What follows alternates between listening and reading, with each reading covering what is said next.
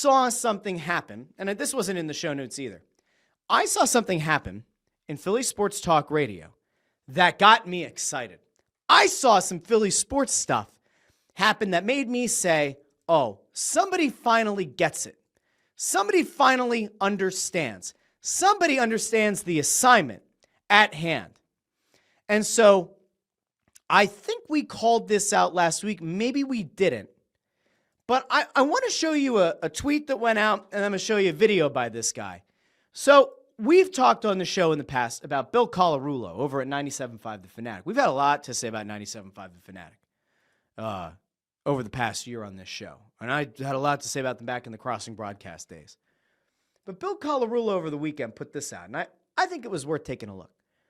So Bill, who's now the afternoon host, he was a midday co-host with Mike Missinelli, who has since been let go. We talked about that last week.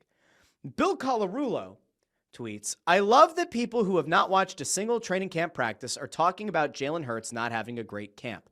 Philadelphia fans, stop the insanity and make the switch. It's supposed to be sports talk, not rage bait. Now, why that's interesting and why the make the switch thing is interesting is because finally, somebody at 97.5 The Fanatic has figured out that in order for them to get any kind of a real hype going, in order for them to get anything starting to move in the right direction for them, they've got to meet WIP head on. They have to. And to this point, it's been pretty ugly, okay? WIP has been dominant, and it's being really generous to the Fanatic to just call it dominant. But you get this tweet last week, or was the week before, from Bill Colarulo. It's a clip from Unfiltered, their afternoon show. It was the same day as the tweet that he put out. And I want to go through this because Colarulo, I think, did a very good job of making the case to the Philadelphia Sports Talk fan who might be feeling kind of left out in the cold. That if there was a time that you used to listen to like Bruno and Mays, and then to Missinelli, or you'd listen to like McNow's show or whatever, if you've kind of felt left out in the cold because WIP has a certain way of going about this, a lot of hosts do, not all of them, but a lot of their hosts have a certain way about going about things, or some of their on-air contributors have a certain way about going at things. And then you have 97.5, which is like trying to do a very watered-down version of what the WIP side of thing is, which I've said many times isn't going to work. You finally had Colarulo, who threw down the gauntlet a little bit. Now, he didn't mention the other station by name. He didn't mention WIP by name, but he did throw something out there, and it got me thinking. So we're going to go over here to Bill Colarulo because, again, I think this was a very notable first strike across the bow, we'll say, of WIP. Let's listen to what Bill Colarulo had to say. I have never been more frustrated in my life with the state of sports talk in this city. See it on social media all the time. I see all of you saying that sports talk is insufferable. It's unlistenable. You are spot on. That sports talk is Okay, we have to be careful. Okay, I'm going to be fair because I have to be fair. This is my job. I am fair. I critique the teams and I dissect the media that cover them. Sports talk isn't just insufferable on one station. It's insufferable in a lot of different places according to a lot of different people. Now, as I have been very clear about for a long time, I will tune into some radio shows sometimes. I am not an avid Philadelphia sports talk listener. I really haven't been since college. There have been times that I've been I wouldn't say loyal listener, but a pretty frequent listener of some hosts. I've been very clear on this show that I think Joe Giglio and Hugh Douglas do a very entertaining midday show. There's a lot of fun to be had on that show. They're not everyone's cup of tea. I like their show. I've said in the past that I think Sal Chunas, pretty talented guy. I don't particularly like John Kincaid's style of radio. In fact, I think the Fanatic will be better off whenever his contract runs out to let that shit run out and either replace him or just give that show to Sal Chunas. You have this midday thing that we'll get to in a little bit, and then you have Colarulo. Now, Bill has kind of had this pretty precipitous rise where he was a midday co-host of Mike Missinelli. Now he's doing the afternoon show, and I haven't seen the ratings book yet, but I'd have to think that he's doing a pretty good job. But again, he's calling out the state of sports talk radio. Now, in fairness, you might not like all of the WIP shows. You might not like all of the 97.5 shows. I think that there are issues with many of the shows. No show is perfect. If it were, it would have a perfect rating on the radio. Literally every sports fan will be listening. So there's always something to learn from and something to grow with. But like, we can't just say that it's the other station. It's both stations. Okay, let's continue. Insufferable. It is unlistenable. And it continues to this day where they're going to take shots at Jalen Hurts. Make the switch. Ever been more? So I do like the fact that there's this make the switch. I think when you have a tagline, it's a very good thing. It's a good thing to have a tagline. Make the switch is pretty catchy. Okay, we'll continue. Be concerned that Jalen Hurts is having a bad training camp, and it's coming from people who haven't seen a damn practice at training camp. I can't take it anymore. I can't tell if that's an Elliott Shore Parks thing or not. I imagine that Elliott Shore Parks is at camp, but this whole concept of like Jalen Hurts is having a bad camp or not having a perfect camp, is that a concern? No, it's not a concern. Who gives a shit? I don't care. Do you care? If you do, get your head checked. It doesn't matter. I've said for a long time, I think training camp stats are the dumbest shit ever. It took J.J. Watt, going public with his disdain for it for people to start kind of like wrapping their heads around it. The whole tracking of training camp stats is dumb. The only reason that it has value is for somebody who wants the fodder, who wants the engagement, who wants the interaction. Now, I don't blame a reporter or a writer or a personality for using that as content and a way to grow their following so that when the games do matter, they have a much larger following. I don't blame Elliott Shore Parks conceptually for the idea of training camp stats. I think they're dumb. I think that when they're given a ton of credence and treated as if they do matter, that's where I have the bigger issue. But Colarulo says, all right, we'll keep going. I'm right there with you. We are never going to do that on this show. I will never do rage bait. We will never do clickbait. You gotta be careful with those kind of, absolute promises. We'll never do rage bait. Now the first time or the next time that Colarulo and Ricky Batalico do any kind of a rage bait, a clickbait thing, they're going to get called out, but okay. Make the switch. And if you're listening to us, you probably already did. Tell your family and friends. That's an interesting line. This is like one of the things when you go off the cuff versus a prepared statement. If you're listening, you probably already did. Okay. There's an implication there that a lot of people who are now listening to the show were switchers. Does that mean that you're acknowledging that there wasn't a very large listener base in the afternoon from the Tyrone Johnson-led best show ever? Maybe. Is that a great look? I don't know. It's not my station. Save them from it. Save them from the rage bait. Save them from the clickbait. Because Jalen Hurts just won the damn Super Bowl. That's a good point. He was just named the Super Bowl MVP. And you're talking about training camp. And we're going to really ask the question if we should be concerned that he's having a bad camp when you haven't even seen a damn practice? That's the funny thing that makes me chuckle. I can't believe what goes on sometimes in this city. So, it's a very interesting take. It is the first shot across the bow, and you have here, Amadeo says, it's probably a shot at Spike and Fritz in the afternoon. I would think that it has to be more of a shot against radio hosts than somebody who's down actually covering the practice. So, it's interesting. I don't know what to think, guys. I really don't. I don't know if it's going to work. I don't know if this is going to work. I don't know if Colarulo taking shots like this periodically is going to work. I think it's certainly worth an effort. I think it's worth a chance. I think that what 97.5 needs, truly, they need somebody who can be a weasel or somebody who can needle WIP and kind of go WIP into making mistakes. And so I don't think Colarulo is a weasel, though. They need a weasel. They need somebody who isn't afraid to nip at the ankles of the other station. They actually could use somebody who's not afraid to call out the other station by name. I am not saying that they should hire Josh Innes. I am interested, though, in what they're going to do. Because here's the thing. We talk about this stuff all the time, right? Just the way that ratings go and how important the lead-in is, right? This is on TV. It's on radio. It's on all kinds of things, right? If the show before the one that you're concerned with has a bad listenership, has a bad viewership, it's going to inherently hurt the next show. If there's a really strong lead in a very large group of people listening or watching, that's going to probably carry some momentum into that next show. Now, there are going to be people who fall off, and there are going to be people who weren't listening or watching the previous show that are going to listen or watch, or they're going to join. There are new people getting into the show. I think 97.5 is in such a bad spot because of how horribly they're getting crushed in the morning. And I don't know what they could do there, right? They're not going to bring Angelo Cataldi out of retirement, right, to go to the Fanatic and run the morning show. That would certainly be interesting. That won't happen. I can't envision a scenario where they bring in Josh Innes, although that would certainly be notable.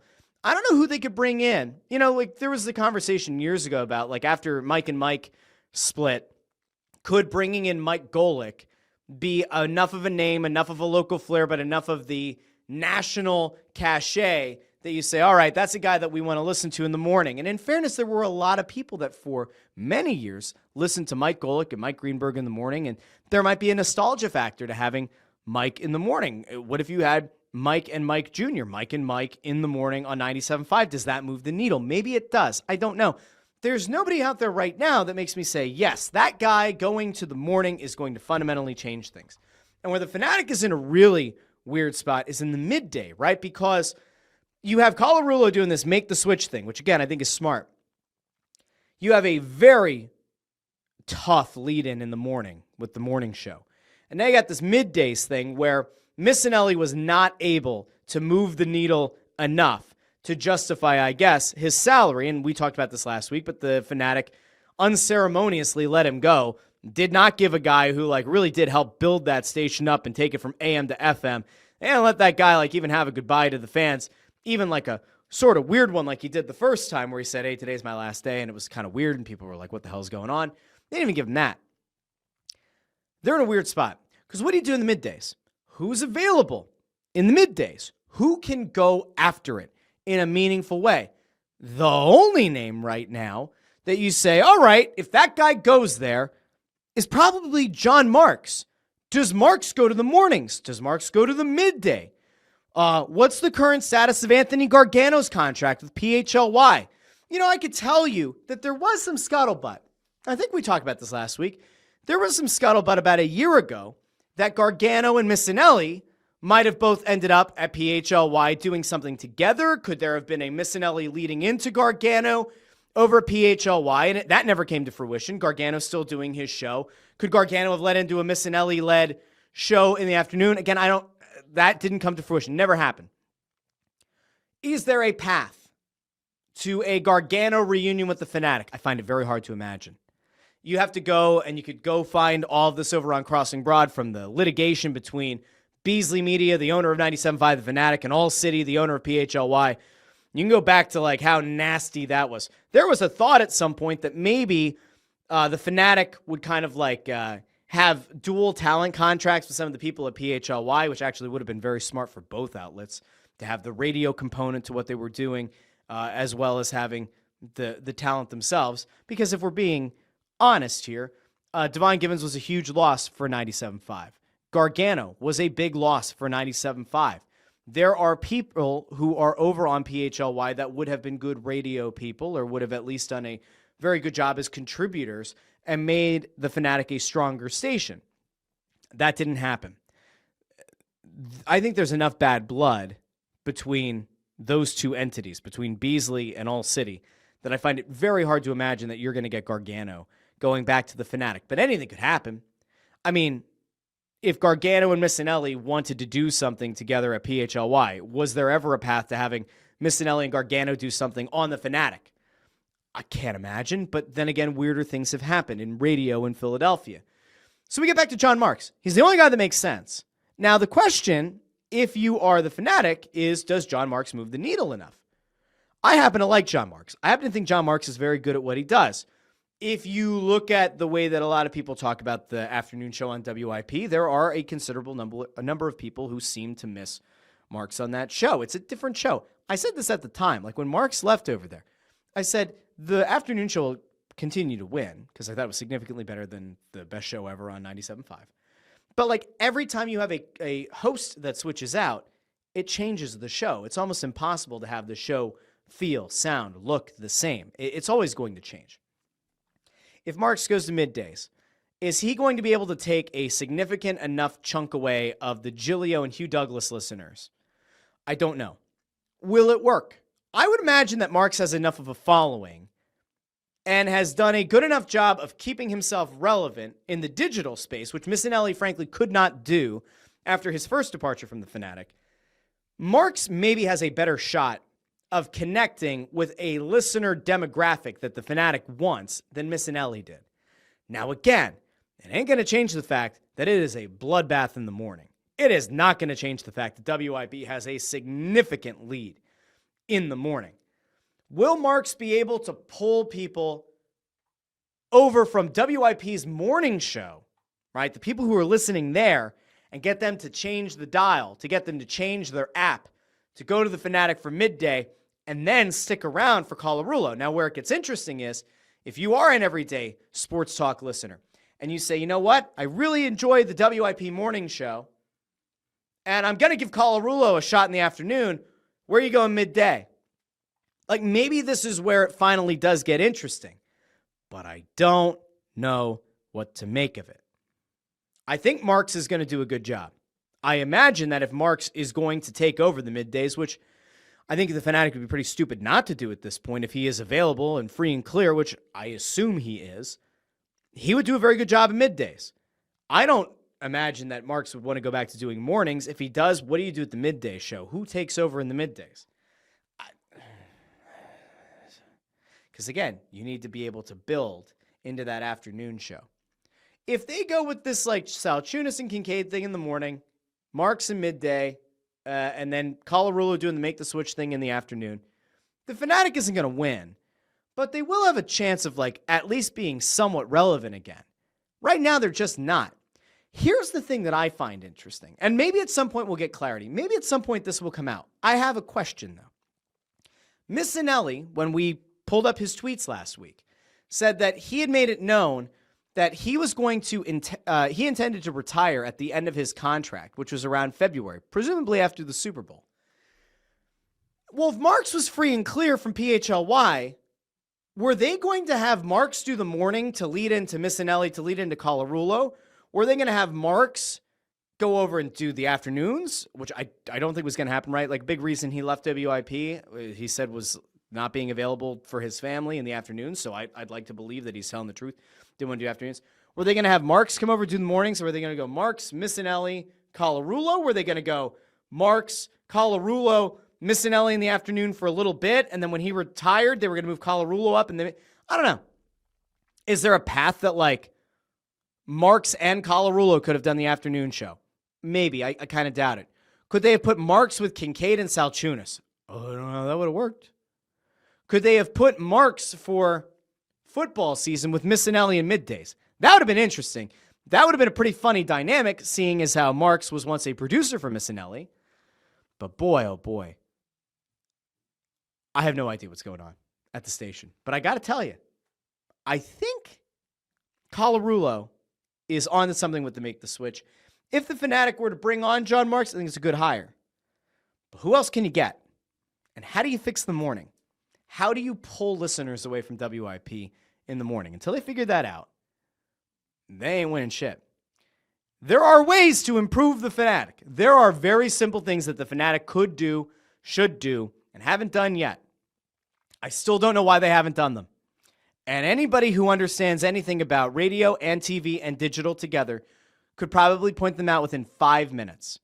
I have to assume that there are people at the station who are cognizant of the things that the Fanatic could do to fundamentally change their fortunes, or to at least give themselves a better chance of changing their fortunes. It's not that complicated. It truly isn't. There are like 3 steps they could take production-wise to make their station stand out, to make it different, to make it better. I don't know why they haven't done it yet. But they can always find me. They can always find out how to get in contact. It's not very hard to find me. And I'm not saying bringing me on. I saw Chris Fried over here says, Russ quietly wants to be the morning host? Absolutely not. I don't think there's any amount of money you could pay me to want to go to bed at like 8 o'clock at night and wake up at 2:30 in the morning to drive to Ballackinwood and do a morning show. No offense to Ballackinwood. I do love me some Hymies. If I can go get a corned beef or a roast beef special every day, I'd be very fat, but I'd be a very fat, happy guy.